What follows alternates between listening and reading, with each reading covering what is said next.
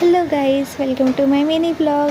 तर आता संध्याकाळचा मौसम बघू शकतो की तुम्ही किती भारी झाले. आणि माझे हस्बंड पण आले होते, मी त्यांच्यासाठी चाय ठेवली. मी तर चाय पित नाही, तर मला उपमा खाऊ वाटत होता मस्तपैकी. तर मी पहिले कढई ठेवली, कढईमध्ये रवा टाकला, रवामध्ये तेल टाकलं आणि रवाला चांगलं भुजून घेतलं. खुसखुशीत रवा झाला की मस्त लागतो. तर मी त्याला चांगलं फ्राय करून घेतलं, कारण रवा आपल्याला चांगला भुजलेला दिसला पाहिजे. मग चाय झाली होती, मी हस्बंडला चाय देऊन दिली. मी तर चाय पित नाही, मला चायच आवडत नाही, माहीत नाही. तर रवा मस्तपैकी भुजून घेतला. तुम्ही बघू शकता की रवा किती भारी भुजलेला आहे. तर मी त्याला एका बाजूत बाजूला काढून घेतला आणि बाजूला कांदा, मिरची, कढीपत्ता, जिरं, मोहरी जे लागेल ते मी कापून घेतलं. मी ते इतकंच टाकते. तुम्हाला काय टाकू वाटलं तुम्ही टाकू शकता, शेंगदाणे, कोथिंबीर वगैरे वगैरे तुम्हाला जे टाकायचे ते टाकू शकता तुम्ही. मग मस्तपैकी तेल गरम झालं की मी त्याच्यामध्ये कांदा टाकून दिला. कांदा मस्त होऊ दिला. तुम्ही बघू शकता की कांदा किती भारी झालेला आहे.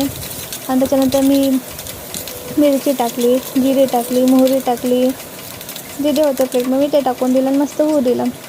ते झाल्यानंतर मी त्याच्यामध्ये हळद टाकलं, मीठ टाकलं स्वादनुसार. तुम्ही तुमच्या हिशोबाने टाकू शकता.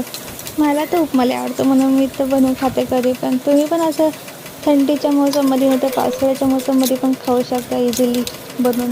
तर मी त्यात रवा टाकून घेतला आणि मस्तपैकी मिक्स करून घेतलं सगळं.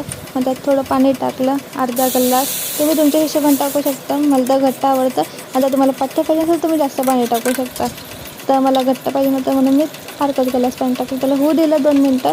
त्याच्यावरती झाकण ठेवलं. तोपर्यंत तुम्ही मौसम बघा किती भारी झालं, किती छान वाटतं. आणि पाऊस पण आता कमी झालेला आहे. आता बघा किती मस्तपैकी झालं. मी त्याला एका प्लेटमध्ये काढलं आणि बघू शकतो की तुम्ही किती खुसखुशीत झालं आणि खायला पण खूप एमी लागतं. तर ठीक आहे, आजच्या ब्लॉगमध्ये इतकंच. तुम्हाला नेक्स्ट कोणता ब्लॉग पाहिजे तुम्हाला सांगा. बाय.